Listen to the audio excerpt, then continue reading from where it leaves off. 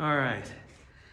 Since we had been studying Ephesians and Philippians, there are two more letters that Paul wrote at the same time with the same purpose, talking about the same thing.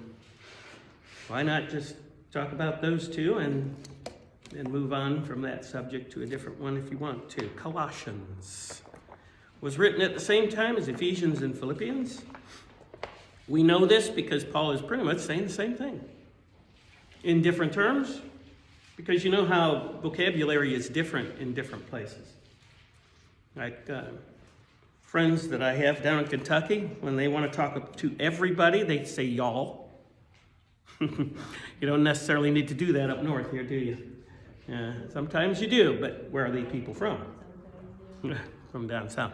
My generation was probably the only one in Michigan that was actually literally from Michigan, born and raised there. So everybody else came up during the Depression to work in the factories and during wartime. And then when people who brought the church with them established those congregations, when they retired, they went home. Missouri, Kentucky. They didn't stay in Michigan. Not unless it was just us. So anyway, that's with Colossians, Paul is saying the same thing, but knowing the culture in those areas. And it might have been a bit of the inspiration that he received from God. Terminology, phraseology, and they were not necessarily experiencing the same influences as well. And so different phrases, different terms, to bring about the same ideas. This little letter of Colossians is interesting. I do have a few handouts. My printer ran out of ink, and my supplier hasn't supplied me with any, so I do have a few handouts. If anybody wants one, I'll have more next week, but if you want one, this is new. This is brand new. If you want one, I'll ask husbands and wives to share, since I don't have a whole lot, if you want. Okay.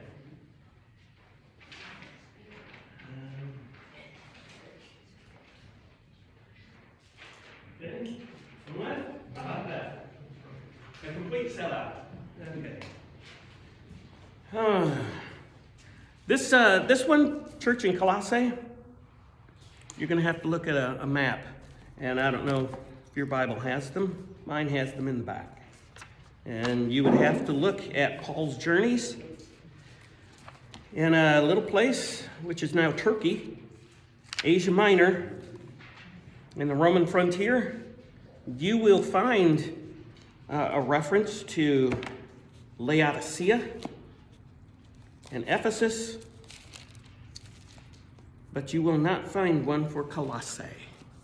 Some maps, some Bible maps, I've realized, do not even show the placement of Colossae. Colossae, Laodicea, and Hierapolis formed a triangle along a river. I'll do it this way because where you are, a river flowed from the mountainous areas in the east, west, into the Aegean Sea. The Romans set up port cities in big places so that they could send a bulk of their goods for trade to the big port city. And then there were representatives from the smaller towns up the tributary rivers who would have carters. So that's where that word comes from. They would cart them, their supplies, into the cities along using the river to float them. Sort of like here in Ohio with the canal towns that were all set up from Lake Erie down to the Ohio River. This was one of the places there. Laodicea, Colossae, and Hierapolis formed a triangle of cities into the eastern interior of Asia Minor. And the reason why Colossae is so distinct from Philippi, which was a port city, and Ephesus, which was the major port city of the area, is mainly because of the history. The Bible doesn't provide much information on the beginning. It doesn't provide any information on the beginning of this congregation. It's highly likely that it was started by brothers who were converted by Paul's teaching in Ephesus, which lays 100 miles to the west. Paul stayed in Ephesus for 3.5 years, and according to what Luke records in the book of Acts, that whole region of Asia Minor was influenced by his being there in Ephesus. And that's because that was the major port city. You had people from the different towns representing there coming in to town to get their wares to take back to their marketplaces for sale and distribution. They would be influenced by what was going on in Ephesus. And you remember the big riot by the silversmiths? Okay, that would have made some headlines. People would have come to check that out. Who is this Paul claiming there are no idol gods? There's only one. And that would spark their interest.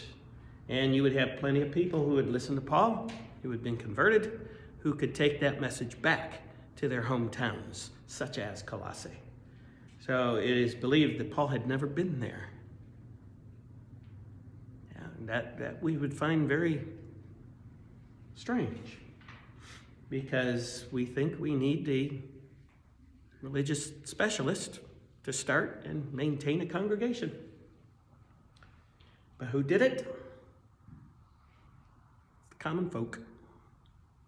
That's the glory and the beauty of the gospel of Christ. Everybody was having a lot of fun when the church first began, weren't they? Sitting in Jerusalem, enjoying the apostles' teachings. The apostles were proving it by the miracles.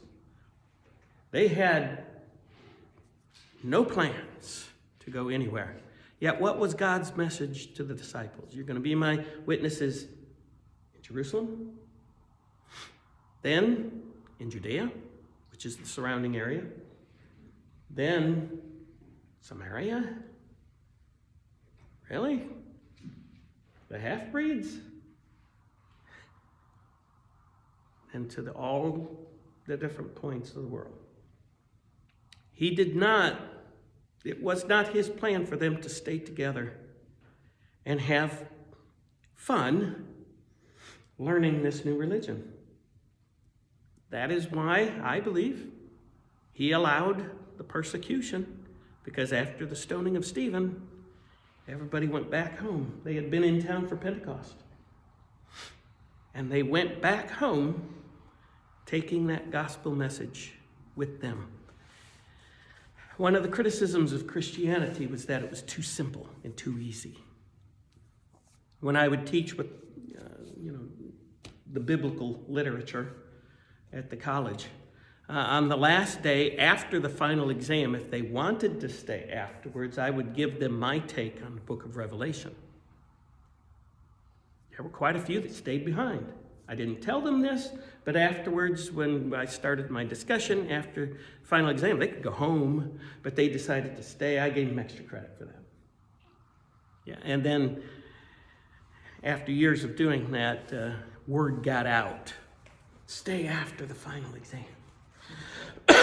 But I was constantly criticized because my take on Revelation wasn't all that exciting and dramatic. We're into the drama, aren't we? The book of Revelation is actually three what can you say? A discussion on the same topic using 3 types of symbols, and that's it. There's very little future that the book of Revelation talks about. Most of what it's talking about is what's happening right now. But the whole idea of apocalypse, to take the cover away and to reveal, that's what Adam and Eve got in trouble for in the garden, wasn't it? They thought they had to have more information. So they ate from the tree because they thought they would know what God knows. Well, here in the book of Revelation, God's saying, okay, here it is. Lay it all out in the open for you. And that's what apocalypse means. It doesn't mean to destroy. It doesn't mean to frighten. It doesn't mean to make you feel guilty. It doesn't mean to scare you into submission. But that's what's being taught today, isn't it? See, that's how Satan works with the distortions. He's done such a good job. People can't even read the book of Revelation without getting scared. And my take was too easy. Not very exciting. Christianity they complained about that. It was criticized for that as well.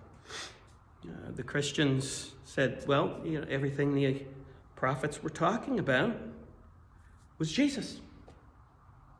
Paul just had one topic: Christ and him crucified. A stumbling block to Jews because they were looking for so much more. Foolishness to Gentiles because what, your God came here as one of your own and your own people lynched him? That does come out in the histories, the secular histories of the Romans criticizing Christianity.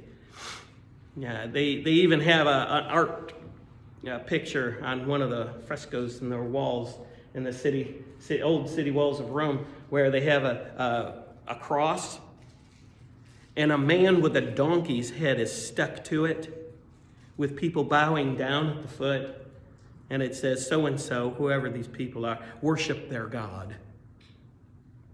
That's what they thought of Christianity. Paul says what we preach is a scandal. The word for scandalon, that word scandalon, was the box trap that you have for the animals, and you have this peg holding the box up, and you put the bait inside, and then you go off with a rope into the bush, and when what you're trying to catch goes in there to get the bait, you pull the scandalon out. Catch them in a trap. Paul said that's the gospel. And today, it really is a scandal, isn't it?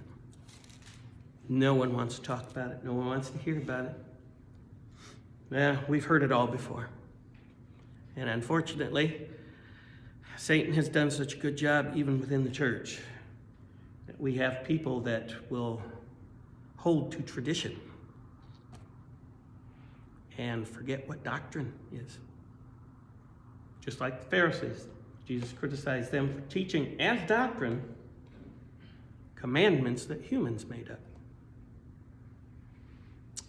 And that then brings the church out of society and into a select group that's isolated to themselves. And we think we call people to us to do it our way, and we convert them to Christ. That was going on in this area of Asia Minor. Not to the great degree that it was in Ephesus, so Paul didn't have to say a whole lot more than what he did in Ephesus.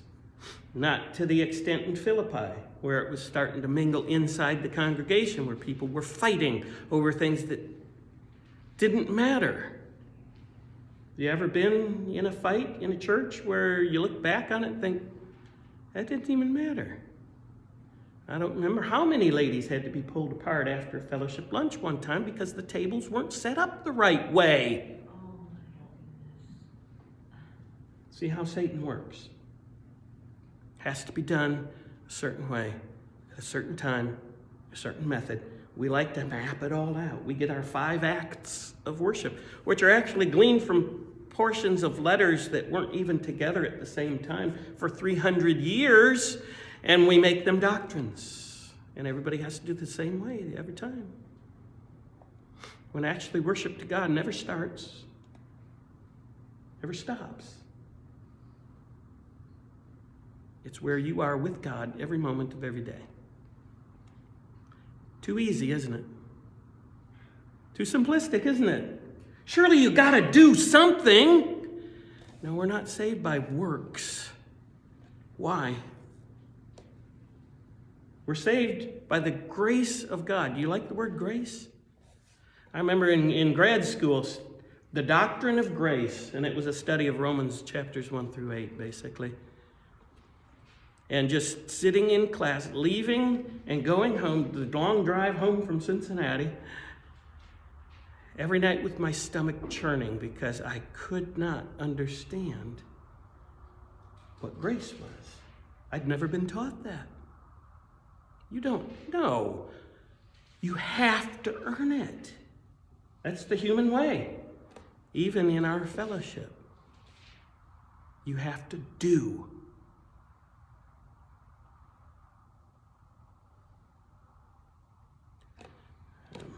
Anyway. That's part of the problem with humans, doing, because we're a lazy bunch of... Sometimes it's because of lazy, but it's also because we think that by doing, we're involved. That's true. But Christianity and evangelism, we have programs of evangelism where we get together, we map it out, and then we go out and do. Not realizing that Jesus said, I'm the vine, you're the branches. Okay, and that never changes. What do branches do on the tree? Look at them now, outside there. What do? They're dormant right now. Yeah, even in the summer, though, what do? They Spread out. Yeah. I remember a guy saying that he's thinking about different things in nature that he would like to be. Yeah, he would like to be rabbit because, they bounce around and get around. The worst thing in life would be a tree. You're stuck in the ground. You can't go anywhere. What good are you? Jesus says, I'm the vine. You're the branches. If you abide in me, I'll abide with you. You'll bear much fruit. Bearing fruit. What does a tree do to bear fruit?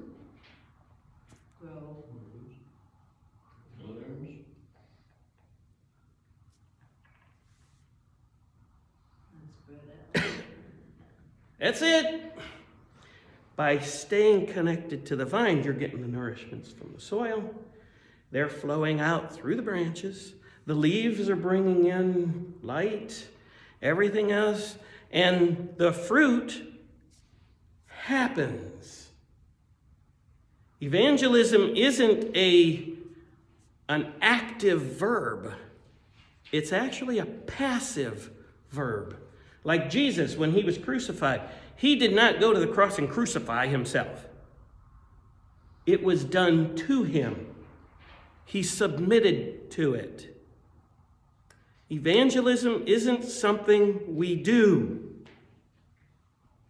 It's a byproduct of our being connected to Christ and branching out into our culture. We think we can bring them to church to have them saved. Paul said in Corinthians, where the people were showing off their spiritual gift in the assembly, look at me, I can talk in another language. Paul says, those languages are for the people outside the church, so they can hear the gospel, so that they can then become part of us. Our assemblies, he said, are not for outsiders. They're for insiders to have encouragement, edification, to be built up so that we can go out. We have to make the gospel attractive like you do in fishing. The fish ain't going to come bite your hook just because you throw it out there and want a big one today. You have to bring them in with something that is attractive. And therefore, Jesus tells his disciples, you'll be fishing for men.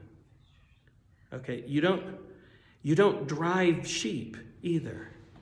But that's the American business system within the church today, is you force them into a thinking and an acting. Cattle are driven. Sheep have to be led. I knew this from a sheep farmer when I was asking him why we're called sheep. He says, I don't know, that offended me too, because sheep are really stupid. But he said, what it appears to be is that if I'm providing for them, they trust me. If I'm not, they run away from me. And that's what we're doing in our culture today when we're judgmental. We impose our views on them. We want our government to take care of it. Boy, if you really want something messed up, let the government take care of it, right? But sheep have to be led. They will only follow one they trust. And that, there is what evangelism is getting people to see your true character and follow you. And then we bring them to Christ. He then puts us into the church. You see how we got the cart before the horse? Bring them to Christ. God puts them in his church. And now we meet together to encourage, to edify, because we're getting beat up all the time. Our message is not popular, has never been popular. We have to make the gospel attractive. And we only do that by how we present Christ. In the home, with our neighbors who throw rotten apples in our yard, step on our grass after we've cut it, got it manicured perfectly, who pick our flowers, who stay up at night and play loud music, in the workplace, with our coworkers, in the marketplace. How do you treat people? I have relatives I will not go out to eat with because they treat the service staff so nasty. It's offensive to me. Okay. What kind of Jesus do other people see by watching you? That is evangelism. It's not an organized program. It's your daily life. Boy, that just doesn't set well, does it? Because we Americans, we've got to earn our place. Grace really has no place for us. Sorry, Steve, I've been putting you off. Sorry. I think 2,000 years later, still our Jewish heritage, we're thinking, gotta do this, gotta do that, gotta do that. Come to church Sunday morning, gather, I'm good for the week. Yep. And I think grace is the most misunderstood thing in the scriptures. Yes. And notice from Acts chapter 2, I'll put a little plug in like we talked earlier. The Christians found each other out every day because, they were kicked out of society. They couldn't buy and sell in the marketplace, so what do you eat? Well, those who had influence outside of where Judaism controlled, they had some supplies and they shared it. If you got a meal, it was probably because you met together with other Christians and shared a meal together. When they met together, they took some bread and some drink and put themselves at the foot of the cross. Not just one day a week. Paul was in Troas on their first day of the week meeting. Doesn't mean he wasn't there. They didn't meet the other days. He just had to leave the next day. And he did not preach until midnight. The word kerux, which is a lecture, which is what we're used to, where someone speaks and you have to sit there quiet. Stupid me, I've allowed people to ask questions and answer them during the sermon time, and people got so offended. The word there in city of Troas in Acts chapter 20 is dialogue. You know what a dialogue is? We're doing it right now. A two-way discussion. That's why it lasted till midnight. They had questions, Paul was answering, they made comments, and yes, sorry, I know it offends. Women were asking questions and making comments too. They did not hold the women in utter silence like we do here. Church in Corinth had a problem with that. Paul had his instructions to the church in Corinth to get it under control. Never did say that anywhere else. He had co-workers who did the same thing he did, females. We read that in Philippians when we studied that. What does that mean? in there where it says, women be silent. Mm-hmm. What does that mean? Word silent doesn't mean sitting there not talking. Just like peace. Jesus says, come to me, I will give you rest for your souls, peace and rest. Take my yoke upon you. And I would just flare up in Bible class when that was brought. Because if I've got rest, what am I working for? That's the English word for rest and for silent. Silent is what you're doing here. I hope out of respect for my understanding of the scriptures to present it to you. You're not silent. I always understood it to be a woman's not allowed to lead in prayer in the assembly or preach or... But if you read Corinthians, he denounces the women for praying with their heads uncovered. He doesn't denounce them for praying, but for not showing the proper respect in their cultural understanding of who's in charge. Usurping is literally a word that comes from the concept of murder. These people were actually seizing control, and their worship assemblies became a three-ring circus. So it wasn't that they couldn't talk. He was setting the standard for who's controlling.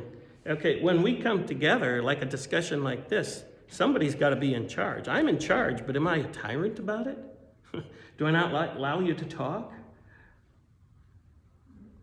But who's in charge? This is what Paul was saying. We need to get some control here because it's a three-ring circus. He did not tell them to quit speaking in tongues. He said use it for its proper purpose, which is out in the community where people who speak that language. He said don't be performing miracles. Miracles were only performed to build faith, to establish authority in the speaker. There were times when Jesus couldn't perform a miracle. He left a certain town because they didn't have enough faith. We tend to put people up front and in a leadership position that the Bible never really discusses. And that is where we run into our problems today. Doing a seminar out in the East Coast, and it was a group discussions, and then I would have them present what they were doing. One area congregation had come over, and at the time when we started, it was just the ladies from that congregation because the men were having a business meeting. They were probably the most attuned people to what we were discussing at the time. The one who got the discussion going among the ladies there, and the presenting of it afterwards was very astounding to me. I was writing notes down because she had them all right on track and moving right along and fitting right in with the program. When the business meeting was over and the men came to join them in the seminar, she clammed up, moved aside, let the men take care, and they were just duds in the circle. You see, Satan is good at taking out a lot of the influence that we have over fear of language that really hasn't been translated correctly. I can't explain it in a different way, but there were so many times in my ministry, I knew ladies in the congregation that had a much deeper and a closer to the truth understanding than the leadership in the congregation did. But none of them was preachers, was they? Preaching, Yeah. okay, is not necessarily standing up in front of the crowd speaking a message. We are to go out, every single one of us, to go out and preach the gospel. And we don't, many times, have to preach any words. Our life will preach a sermon. We focus everything on Sunday morning. Yeah.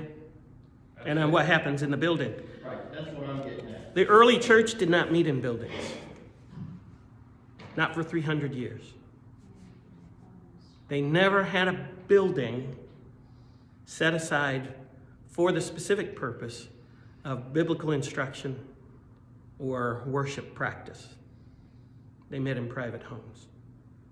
That's one of the letters that comes up here, is basically, it came delivered to the church in Colossae, to the man who hosted the church in Colossae in his home. That is the scriptural authority. The early church met in homes. Much like the tabernacle, because when the Christians were scattered, they had their homes to meet in. The tabernacle was a tent, so that as the nation moved through the wilderness, God went with them. See, I was taught, like, say this building, for instance. It was, we're a liberal congregation here because we have a kitchen in here, and we eat within this building. There's one of those fights that we fight that really doesn't matter. Because, and someone had told me that this was another place where I ministered, there were people who were members of the church who lived right across the street but drove 30 miles because we ate fellowship meals. We helped financially with the children's home. But her sticking point was that we ate in the building. And I said, well, no, that's kind of silly, isn't it? Because in the early church, they met in private homes. Now, people who live in that home can't eat in their own home. They did not meet in buildings. I mentioned to someone close to me one time that he was holding services outside under an apple tree. Yep. Picking apple up, eat it. Mm-hmm. Well, of course I would. Sure. Well, the same people. When Paul established... Eat candy or breath mints or Cough drops. cough drops. Thank you. Good reminder. Indeed. Get the halls out. Paul established, or helped, to found the congregation in Philippi, sitting next to the river. You know, buildings only became central to Christian worship when Constantine legalized Christianity and wanted everyone in the government to adopt Christianity. He forced people to be baptized. Can you do that? Oh, they got wet. I remember one of my teachers in church history was talking about when Charlemagne, who was the French emperor, adopted Christianity, and they did it to get the financial and military backing of the Roman government. That's why in my ancestral home in the United Kingdom, which was occupied for hundreds of years by the Romans, you have your fighting between the Catholics and the Protestants. It's not a religious fight. It's who you're going to allow your influence for governmental policy. You're going to have one person setting the stage for it, like they do with certain religions. They tell you what to believe. There was a place there in Michigan where they would, when you wanted to be part of their membership, they demanded your latest W-2 form so they could tell you how much you were going to contribute.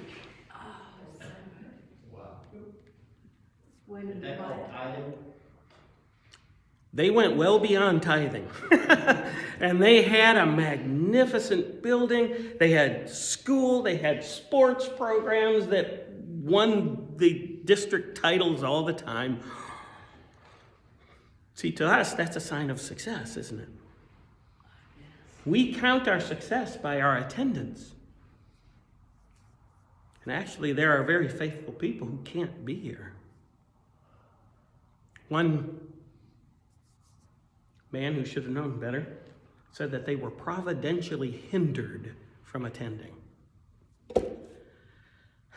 Is God going to require something, command something that people can't do, and then force them not to be able to be part of it? There was a lady out on the East Coast where I was who was I never saw anyone happier in all their life to get a bad news directive from their doctor.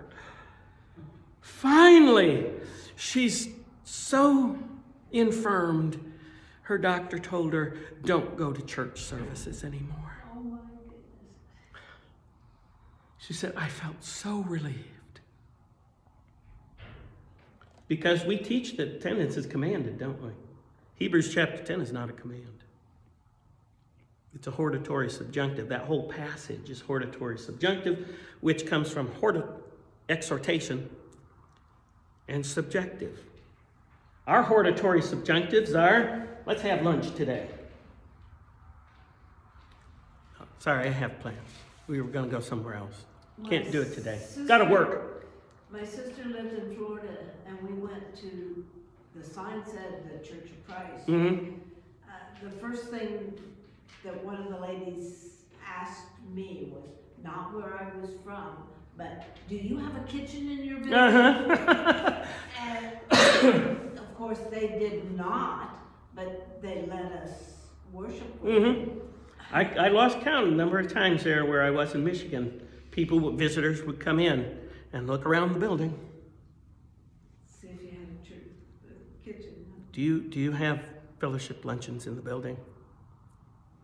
It had happened enough times that eventually when they came in and asked that, I said, you need to go down Gratiot Avenue here, turn right on this street, and then the third left, you'll find where those people are meeting.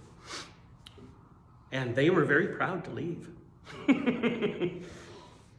See, because our traditions have become the doctrine. Pharisaical Christians. There are a remnant of the Pharisees who became Christians. There are a remnant of the Knights Templar who took over after Constantine legalized Christianity. There are the remnants of the Puritans in England who came to this country to establish colonies, hoping to be the promised land that God promised to establish his throne with Messiah. And that's why one group sits to themselves off over to this Great Salt Lake out in the west part of the country, because it looks like what Ezekiel is describing about the new temple. They even changed their dimensions so that the Great Salt Lake could fit their interpretation. All right, anyway, only when Constantine legalized Christianity and forced everyone to agree on doctrine, had soldiers with swords drawn standing behind their chairs until they all agreed to it. They're the ones who actually compiled our New Testament letters. Then he allowed them places of worship, because that's what the Roman people were used to. When they worshiped their gods, their idol gods, they would be able to have their altars enclosed from the weather. People would come there to learn what they're supposed to believe and teach and practice. That's called catechism. And we sometimes do that with our colleges and our summer camps. We have catechism. We indoctrinate them to think our way, to practice our way. I knew a teacher at the college up there in Michigan who was fired. Mathematics teacher, because he was in a situation, someone was spying, and a lady led a prayer with men there. And so he was fired from his teaching position as mathematician. We enforce our traditions that way. I say all of that, and I know it's about time to get into chapter 1 of Colossians, but that is the background. Here's a congregation Paul has never been to, but he hears from people he has taught who have gone there that these things are going on. And in a little space in time, 4 chapters, well, whoever divided up chapters gave it 4, I'd probably just give it 2. He's hearing that traditions from former belief systems, whether they were Judaism, whether they were pagan, Even Christians who, in Corinth, Paul said, wanted the preeminence to teach their own views and doctrines and philosophies. We're all starting to mingle in this one little place. So Paul set out his letter here in order to tell them there's really only one topic of discussion. Just one. You will not get more definitive scriptures in the New Testament about Jesus being God in human form than you will in this one little letter of Colossians. He is what we talk about. He is the one we're supposed to be like. He is the one who tells us what's true or false. Not what we feel, not what we think. Christ and him crucified. So we'll look a little bit closer there with the introduction then, starting next week.